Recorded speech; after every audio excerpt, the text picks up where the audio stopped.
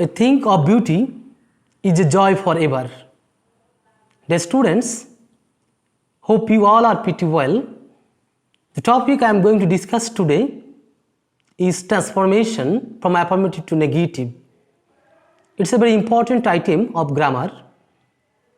You know, there is no hard and fast rule for transformation.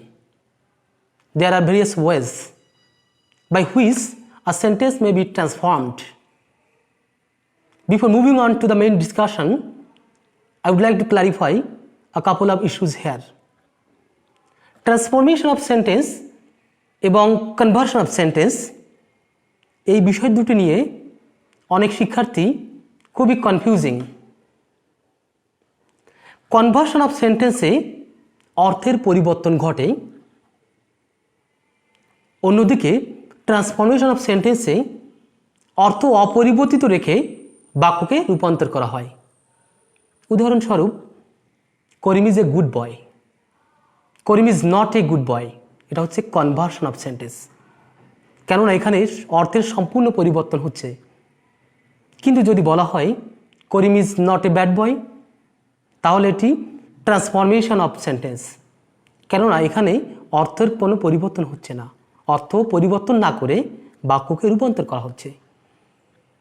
Conversion of সেন্টেন্সের ক্ষেত্রে সাধারণত কোনো affirmative সেন্টেন্সকে নেগেটিভ সেন্টেন্সে রূপান্তর করতে হলে দেখতে হবে যে ওই বাক্যে কোনো সাহায্যকারী ভার্ব আছে কিনা। যদি সাহায্যকারী ভার্ব থাকে তাহলে তারপর একটা নট যোগ করতে হবে, আর যদি সাহায্যকারী ভার্ব না থাকে সেক্ষেত্রে সাবজেক্টের পরে ডু ডাজ ডিড এনে তার সঙ্গে নট যোগ করতে হবে। আর এই ডু ডাজ ডিড এটা ডিপেন্ড করবে ভার্বের উপর। অর্থাৎ ভার্বটা যদি প্রেজেন্ট ফর্মে থাকে তাহলে ডোন্ট, ভার্বের সঙ্গে যদি এস বা ইয়েস যোগ থাকে সেক্ষেত্রে ডাজেন্ট, এবং ভার্বের পাস্ট ফর্ম থাকলে ডিডেন্ট। যেমন I shall help the boy, একে যখন আমরা নেগেটিভে রূপান্তর করব তখন দেখব এখানে সাহায্যকারী ভার্ব আছে কিনা। তো এখানে শ্যাল আছে সাহায্যকারী ভার্ব, সেক্ষেত্রে এখানে I shall not help the boy. কিন্তু যদি বলা হয় আই ইট রাইস, অর্থাৎ একে নেগেটিভ করতে হলে এখানে কোনো সাহায্যকারী ভার্ব নেই, সেক্ষেত্রে আই ডোন্ট ইট রাইস। ভার্বের সাথে যখন এস বা ইয়েস যোগ থাকবে, যেমন হি ইটস রাইস, সেক্ষেত্রে হি ডাজেন্ট ইট রাইস। অন্যদিকে ভার্বটার পাস্ট ফর্ম থাকলে, যেমন হি এট রাইস, সেক্ষেত্রে হি ডিডেন্ট ইট রাইস। এখন ট্রান্সফরমেশন অফ সেন্টেন্স অর্থাৎ অ্যাফার্মেটিভ সেন্টেন্সকে নেগেটিভ সেন্টেন্সে রূপান্তর করতে হলে যে মৌলিক নিয়মকানুন রয়েছে সেই নিয়মগুলো আমি এখন সহজ সরলভাবে উপস্থাপন করছি। দ্য স্টুডেন্টস, রুল নাম্বার 1, সাধারণত ওয়ানলি, অ্যালোন বা মেয়ারলি যুক্ত অ্যাফার্মেটিভ সেন্টেন্সকে নেগেটিভ সেন্টেন্সে রূপান্তর করতে হলে দেখতে হবে ওইগুলা কাকে নির্দেশ করছে। অর্থাৎ অনলি, অ্যালোন বা মেয়ারলি ব্যক্তিকে নির্দেশ করছে, না বস্তুকে, না বয়স বা সংখ্যাকে। যদি ব্যক্তিকে নির্দেশ করে তাহলে শুরুতে নান বাট, যদি বস্তুকে নির্দেশ করে তাহলে সেই স্থানে নাথিং বাট, আর যদি বয়স বা সংখ্যাকে নির্দেশ করে তাহলে সেই স্থানে নট মোর দ্যান বা নট লেস দ্যান ব্যবহার করতে হবে। The students, I would like to show you a chart for your better understanding. তো আমরা একটা চার্ট দেখি। এখানে অনলি, অ্যালোন এবং মেয়ারলির একটা চার্ট দেওয়া হলো। এই চার্টটা দেখলে তোমরা সহজেই তাকে নেগেটিভে রূপান্তর করতে পারবে। রুল নাম্বার 2, অ্যাফার্মেটিভ সেন্টেন্সে must, have to, has to, can, bound to, need to এগুলো থাকলে তাকে নেগেটিভে রূপান্তর করতে হলে এইগুলোর পরিবর্তে ক্যান নট বাট বা ক্যান নট হেল্প ব্যবহার করতে হবে। তো মনে রাখতে হবে আমরা যদি ক্যান নট হেল্প ব্যবহার করি তাহলে ভার্বের সাথে আইএনজি যোগ করতে হবে। একটা বিষয়, যদি হ্যাড টু বা নিডেড টু বসে অর্থাৎ ভার্বের পাস্ট ফর্ম বসে, সেক্ষেত্রে ক্যান নট বাট না ব্যবহার করে কুড নট বাট বা কুড নট হেল্প ব্যবহার করতে হবে। ওকে ডিয়ার স্টুডেন্টস, এখন আমরা এই দুটো উদাহরণের আমরা একটু পরিবর্তন করি অ্যাফার্মেটিভ থেকে নেগেটিভকে এই দুটো রুল অনুসরণ করে। এখানে অনলি রয়েছে, only god can help us, সেক্ষেত্রে অনলি কাকে নির্দেশ করছে তাই দেখতে হবে। এখানে অনলি ব্যক্তিকে নির্দেশ করছে, সেক্ষেত্রে শুরুতে নান বাট বসবে, none but god can help us. অন্যদিকে মাস্টের নিয়ম, আমরা জানি মাস্টের পরিবর্তে ক্যান নট বাট ব্যবহার করতে পারি বা ক্যান নট হেল্প ব্যবহার করতে পারি, সেক্ষেত্রে you can not but help the poor. আমরা যদি এখানে ক্যান নট হেল্প ব্যবহার করতাম, সেক্ষেত্রে এখানে ভার্বের সাথে আইএনজি যোগ করতাম, অর্থাৎ you can not helping the poor. Okay dear students, rule number 3, এভরিযুক্ত অ্যাফার্মেটিভ সেন্টেন্সকে নেগেটিভ করতে হলে আমরা যে রুলটা অনুসরণ করব তা হচ্ছে এভরি এর পরিবর্তে there is no plus every এর পরের শব্দটি প্লাস বাট প্লাস মূল ভাব থেকে বাকি অংশ। তাহলে আমরা একটা উদাহরণ দেখি, তাহলে বিষয়টা আরও পরিষ্কার হবে। এভরি এর পরিবর্তে দেয়ার ইজ নো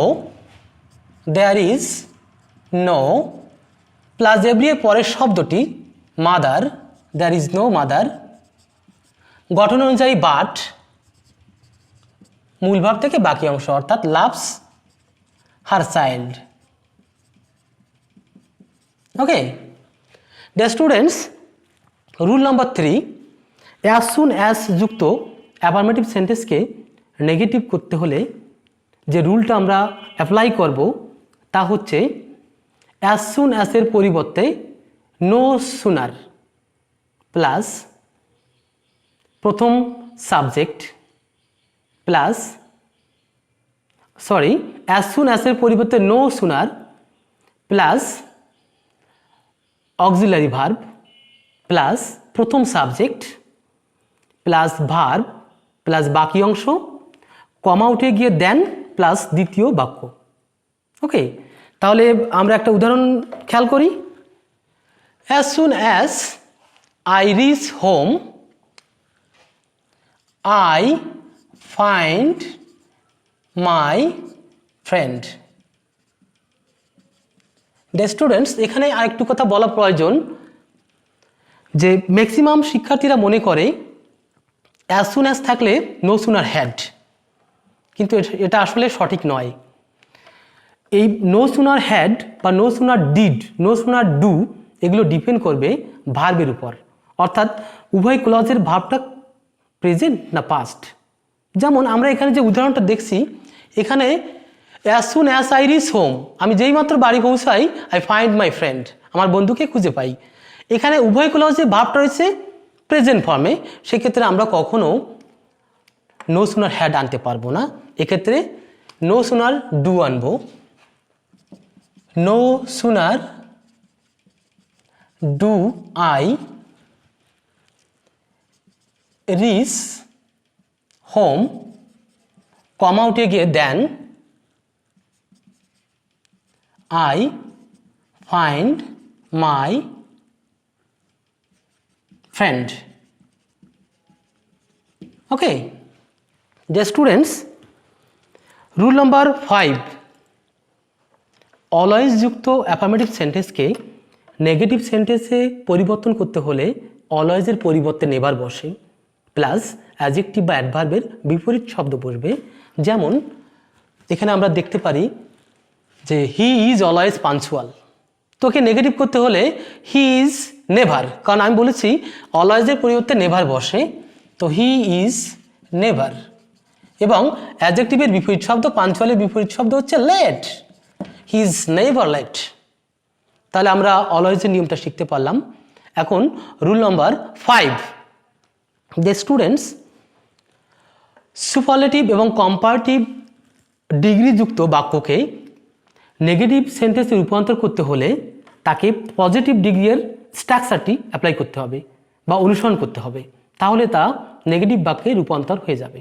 যেমন এখানে আমরা দেখতে পারি যে he is the best boy in the class, এখানে সুপারলেটিভ ডিগ্রি এটি, তো একে যখন নেগেটিভ করতে হবে সেক্ষেত্রে আমরা পজিটিভ ডিগ্রির গঠনটি অ্যাপ্লাই করব। No other boy in the class is as good as he. Okay, এমনিভাবে আমরা একে রূপান্তর করতে পারবো। Rule number 6, the students affirmative সেন্টেন্সটি যদি ইউনিভার্সাল ট্রুথ বা হ্যাবিচুয়াল ফ্যাক্ট বা সায়েন্টিফিক ফ্যাক্ট হয়, সেক্ষেত্রে তাকে নেগেটিভ করতে হলে নেগেটিভ ইন্টারোগেটিভ একসঙ্গে করতে হবে। ওকে, যেমন আমরা এখানে দেখতে পারি the earth moves round the সান, অর্থাৎ পৃথিবী সূর্যের চারিদিকে করে, এটা একটা চিরন্তন সত্য। একে যখন আমরা নেগেটিভ করব, সেক্ষেত্রে নেগেটিভ ইন্টারোগেটিভ একসঙ্গে করতে হবে, অর্থাৎ doesn't the earth move round the sun. Note of interrogation. Rule number 7, the students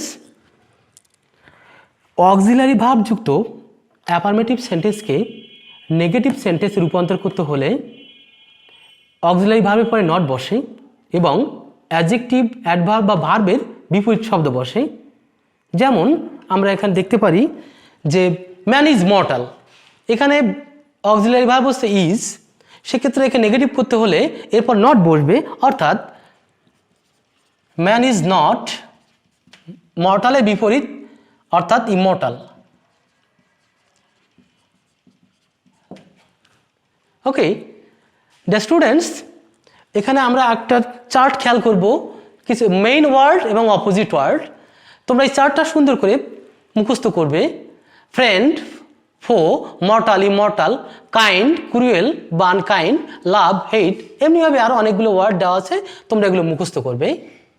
এখন রুল নাম্বার 9, অর্থাৎ দ্য স্টুডেন্টস আমরা এখানে একটা বিষয় খেয়াল করব যে কিছু কোরিলেটিভস আছে, অর্থাৎ তারা বাক্যে একসঙ্গে বসে, একটি বসলে তার সঙ্গে আরেকটি এসে বসে। যেমন বোথ থাকলে অ্যান্ড বসে, তাহলে বোথ দেয়ার জাস্ট অ্যান্ড যুক্ত অ্যাফার্মেটিভ সেন্টেন্সকে আমরা যখন নেগেটিভ করব, তখন এই বোথের জায়গায় নট অনলি বসবে এবং অ্যান্ডের জায়গায় বাট অলসো বসবে। অনুরূপভাবে টু দেয়ার জাস্ট টু যুক্ত অ্যাফার্মেটিভ সেন্টেন্সকে নেগেটিভ করতে হলে এই টু এর জায়গায় সো বসবে এবং এই টু এর জায়গায় দ্যাট বসবে। এবং আসলে এখানে আমরা গঠনটা টু জেনে নিই যে টু দেয়ার জাস্ট টু যুক্ত অ্যাফার্মেটিভ সেন্টেন্সকে যখন আমরা নেগেটিভ করব, তখন গঠনটা কেমন হবে? Subject plus verb plus so plus adjective oblique adverb plus that plus প্রথম subject plus can not oblique could not plus মূল ভাব থেকে বাকি অংশ। এখানে মনে রাখতে হবে ভাবটা যদি প্রেজেন্ট ফর্মে থাকে তাহলে ক্যান নট, ভাবটা যদি পাস্ট ফর্মে থাকে তাহলে কুড নট হবে। যেমন আমরা এখানে দেখতে পারি যে she is too weak to stand, তো টু এর নিয়ম, তো she is so week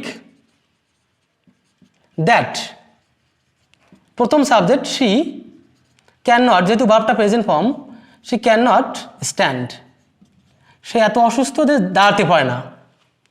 okay dear students, এমনিভাবে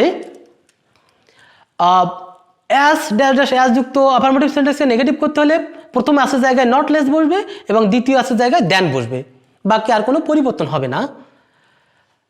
মেনি থাকলে নট এ ফিউ থাকলে নট মেনি, এ লিটিল থাকলে নট মাস থাকলে not a little, less than থাকলে প্রথম লেসের জায়গায় নট অ্যাজ এবং দ্বিতীয় মানে দ্যানের জায়গায় অ্যাজ বসবে।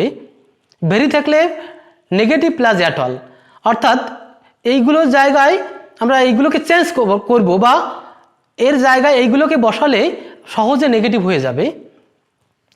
ডিয়ার স্টুডেন্টস,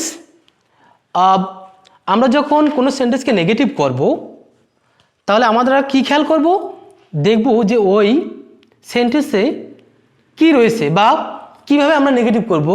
যেমন only god can help us, এই বাক্যকে যখন আমি নেগেটিভ করব তখন দেখব এটা কোন নিয়ম থেকে এসেছে, কোন নিয়ম থেকে এসেছে সেই নিয়ম অনুযায়ী তাকে পরিবর্তন করব।